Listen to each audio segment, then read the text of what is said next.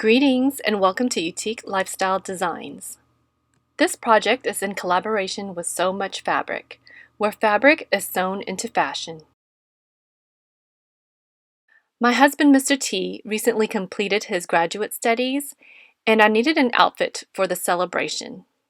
So my stylist, Rosalind, came up with a crossover halter top and a long skirt. In this video, you are going to see the process of how I sewed the outfit with a strong focus on how I did the box pleats. So let's begin with a long skirt. For the bodice, I modified my 2019 Easter dress and lengthened my checkered skirt. The original patterns are Butterick 5455 and McCall's 7906. After the toile was fitted, I started by laying out the fashion fabric and then placing the toile on top. I would pin the toile to the fabric and then cut, noting that I will be lengthening the skirt.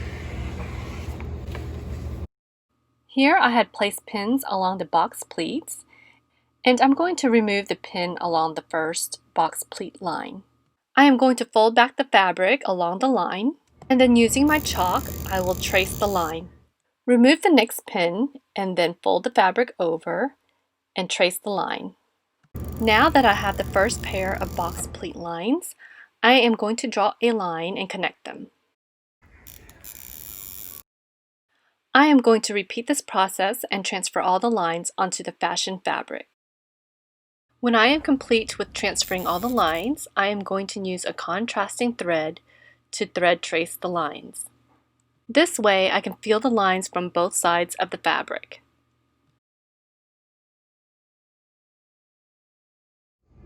Now that the vertical lines are thread traced, I'm going to fold it over and pair up the lines. The thread tracing will help me match up the lines and I can feel it from both sides, and then I'm just going to pin the fabric together. Again, I'm going to match up the lines by feeling on the thread tracing and then pin.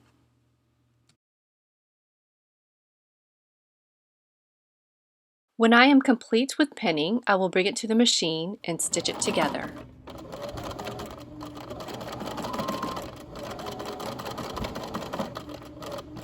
Repeat this process until you are complete with all the pleats. This is the back side of the skirt, and I'll be laying the pleats towards the center of the skirt. I will pin the pleats in place and then do a base stitch to secure them. Remove the pins, and now I will press the pleats in the direction it is folded. Here you'll notice the pleat is folded to the left side, so I'm going to do a top stitch on the left side of the seam line. The needle should be centered, so I'm going to line up the seam line along the right edge inside the sewing foot. Stitch until you get to the end, and then place the needle down, lift up the presser foot, and pivot. Place the presser foot back down and do a couple of secure stitches.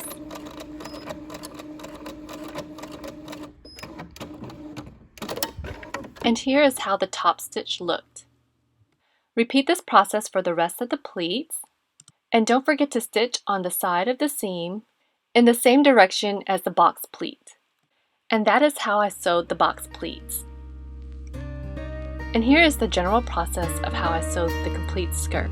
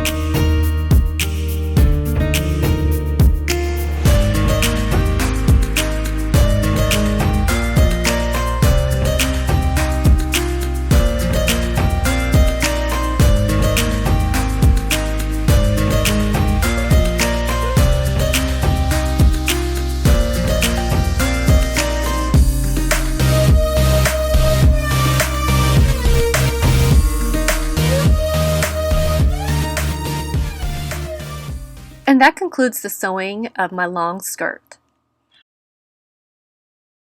And here are some of the outfits I put together with items from my closet. They are all me-made except for the white tank top. I'll link their videos down below. Now let's get started on my crossover halter top.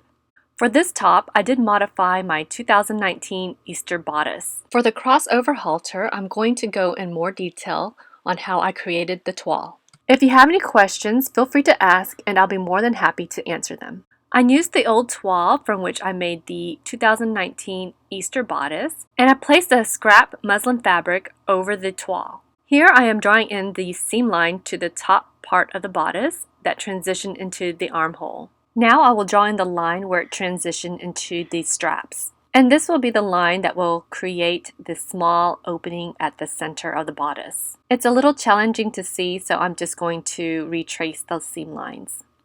Here I am marking a 1-inch seam allowance in case I need to modify it after pinning. I will now detach the bottom front and the back side.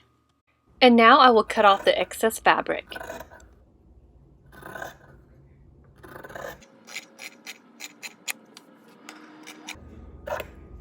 Now I would transfer the seams to a new muslin fabric. I also traced in the seam allowance and the darts.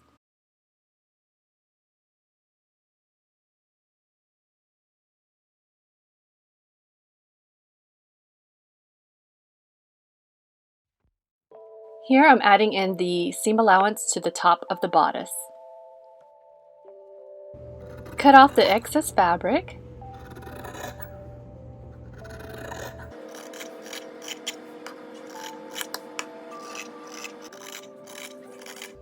And now you have the new bodice muslin.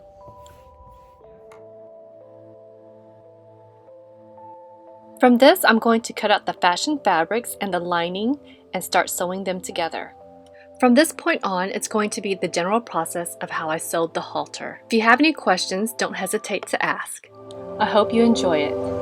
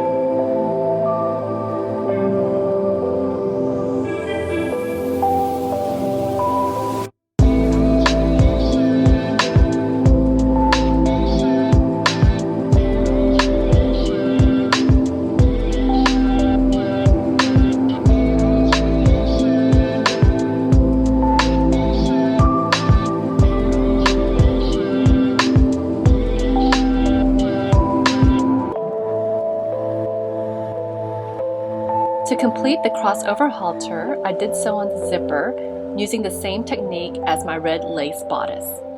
I'll link that below. The crossover halter and the skirt was ready for my husband's virtual graduation. Of course, I jumped for joy and screamed when his name was called. This was a very long journey for us, and I am just so proud of my husband, Mr. T. Congratulations to Mr. T and his classmates and just everyone who graduated in 2020. The journey was long and prolonged, but you did it. We extended the celebration at a private beach, and this was the perfect outfit to walk along the beach and enjoy the sunset. Here are some more outfits I put together with the halter top. Stay tuned for my new me-made summer utility shorts. Coming soon! Thank you for visiting, and if you enjoyed this video, please click like, subscribe, and ring that bell for future new videos. Well, I hope you got inspired to create something extraordinary out of the ordinary.